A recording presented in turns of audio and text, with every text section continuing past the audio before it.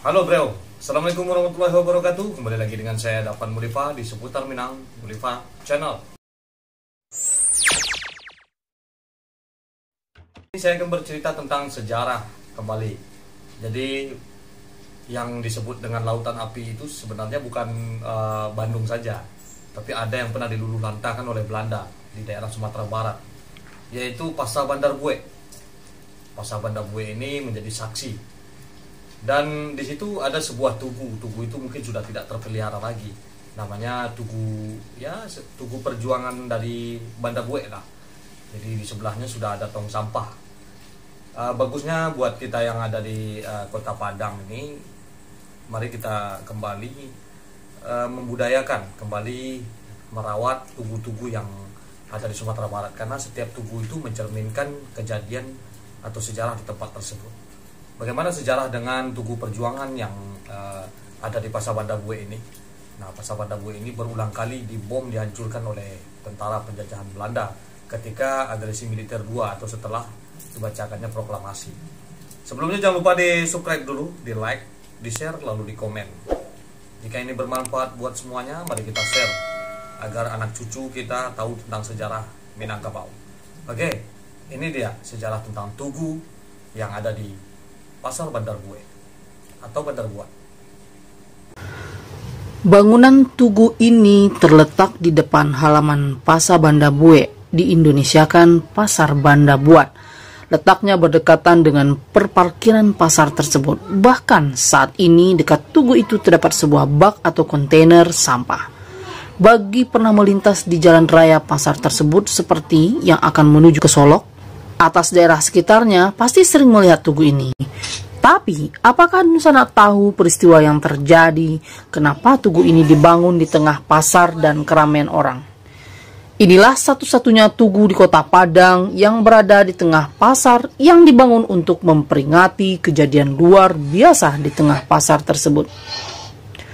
3 patung dengan ekspresi berbeda. Ada yang menunjuk ke langit, menunjuk pesawat Belanda yang datang memborbardir pasar tersebut. Patung wanita yang mendekap dada karena ketakutan, terbayang anak di rumah tidak beribu lagi. Pasar Bandar Bue pada masa sesudah proklamasi kemerdekaan memiliki peranan penting dalam menunjang perekonomian Kota Padang. Kekuasaan dan kekuatan militer Belanda telah melumpuhkan setiap sendi kehidupan di kota ini. Orang lebih mengutamakan keselamatan jiwa daripada memikirkan kepentingan lainnya. Hanya mereka yang terus berjuang mengganggu kedudukan pasukan Belanda atau kaki tangan Belanda yang berani tinggal di dalam kota. Pasar Raya Padang atau Pasar Gonhoat tidak maksimal lagi menjalankan fungsi ekonominya. Toko-toko banyak yang tutup. Kalaupun ada yang buka, itu pun hanya kedai minuman dan makanan ringan yang bisa angkat kaki segera jika keadaan tidak aman. Bahkan toko-toko milik orang Cina terpaksa harus tutup karena takut dijarah atau diminta bantuan untuk kebutuhan perjuangan. Pasar Bandar Bue inilah salah satu pasar luar kota yang masih aktif waktu itu. Posisinya sangat strategis sekali. Para pedagang dari arah Solo, pesisir selatan dan sekitar Pau 5 dan 9, Pau dan Kuranji sekarang, setiap hari Selasa dan Sabtu akan berdagang karena hari itu adalah hari balainya Pasar Bandar Bue. Tak jarang juga bahkan sering pasar ini tempat beredarnya informasi perjuangan serta rencana gerilya dan agar tidak dicurigai Belanda atau sekutunya. Belanda pada dasarnya memang berkeinginan mengembalikan kekuasaannya yang sempat terputus karena menangnya Jepang. Satu-satunya cara adalah membonceng dengan kedatangan tentara Inggris agar tidak ketahuan lebih awal. Pemuda dan masyarakat di Kota Padang mengetahui hal itu dan mereka tidak bodoh. Secara terpisah dan berkelanjutan, kedudukan Belanda dan sekutu selalu mendapat gangguan serangan. Tentu saja semua itu menjadi alasan pihak Belanda untuk mengambil tindakan pengamanan. Berawal pada tanggal 7 Januari 1947, tentara Belanda melepaskan tembakan dengan meriamnya ke arah Kampung Alai, Kampung Kalawi, Andalas, Anduriang, dan sekitarnya. Tembakan ini semata-mata untuk melindungi barisan tentaranya yang bergerak ke jurusan Ampang, Anduriang, Lubuk Begalung, dan Pisang.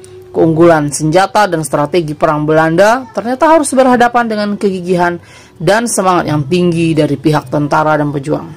Sebuah ranjau darat yang dipasang pejuang berhasil meledakkan 2 truk berikut isinya hingga hancur.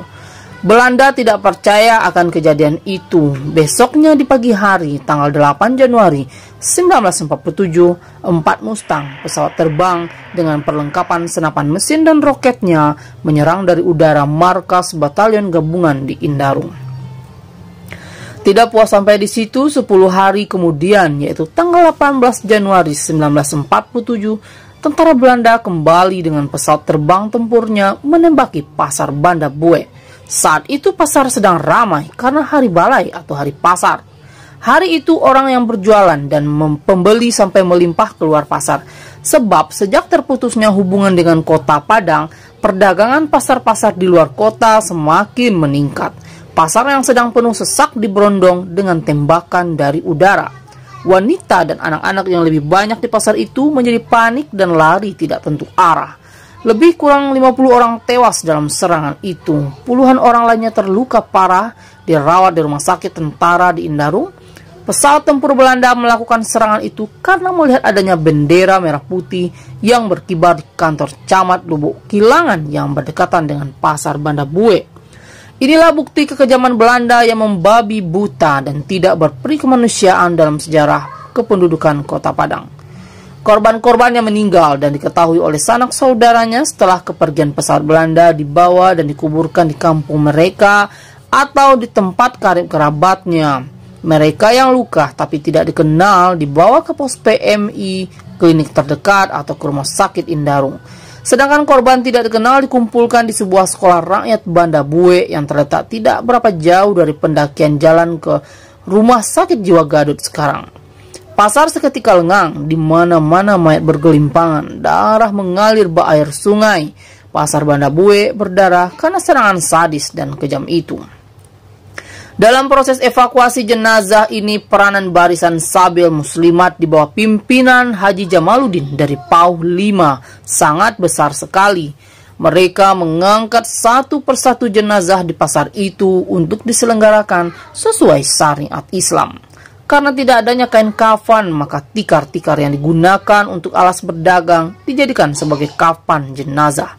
Jenazah yang sudah dikafani kemudian dibawa ke belakang sekolah tadi yang berjarak lebih kurang 1,5 kilo dari pasar Banda Bue, SD yang berdekatan dengan SMP 23 Padang sekarang, Simpang Gadui. Namun karena hari sudah senja, terpaksa rencana penyelenggaraan jenazah dilaksanakan esok hari. Pengurusan jenazah yang berserakan di pekarangan sekolah maupun yang masih tersisa di pasar dan sekitarnya ditunda dulu. Ternyata keesokan harinya sekitar pukul 10 pagi pesawat tempur Belanda kembali terbang rendah untuk menyerang Indarung, tempat markas gabungan tentara di mana saat itu Batalion Anwar Badu bermarkas. Batalion ini diincar Belanda karena telah menghancurkan 2 truknya beberapa hari sebelumnya. Tentu saja kehadiran pesawat itu membuat rencana menjadi batal. Seluruh penduduk yang mengetahui penyerangan pasar Banda Bue maupun mereka yang akan menguburkan jenazah segera menyelamatkan diri dengan menyeberangi sungai yang tidak jauh dari sekolah dasar itu.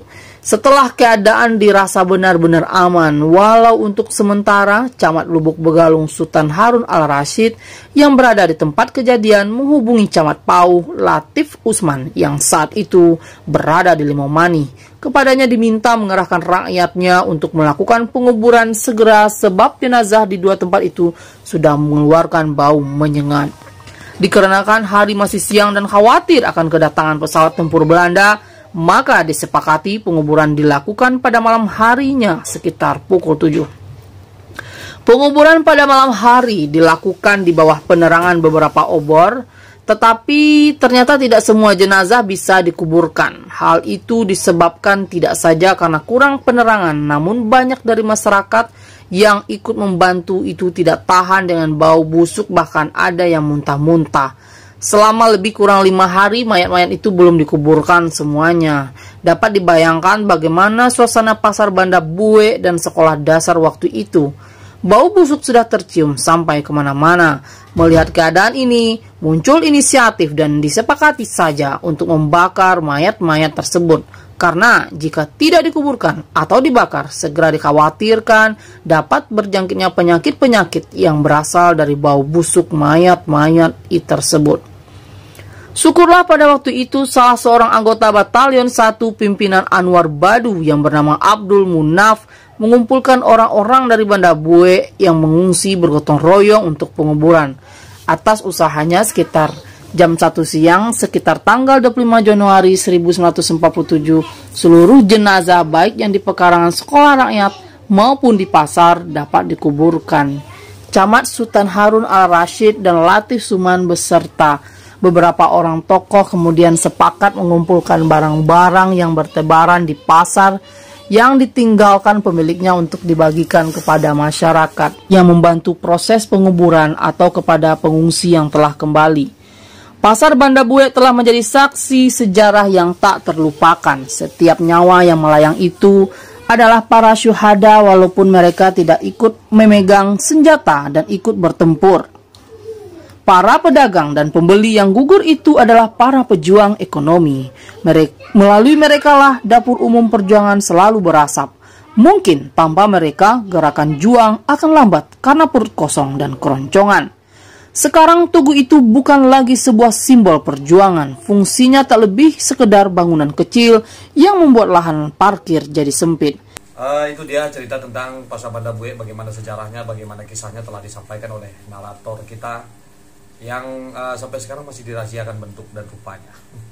Semoga cerita ini menjadi inspirasi buat kita semua kalau kita itu adalah bangsa-bangsa yang berjuang, bukan bangsa yang ingin dijajah. Oke? Seperti biasanya, majulah Minangkabau, majulah Indonesia, selalu di Mulifa Channel.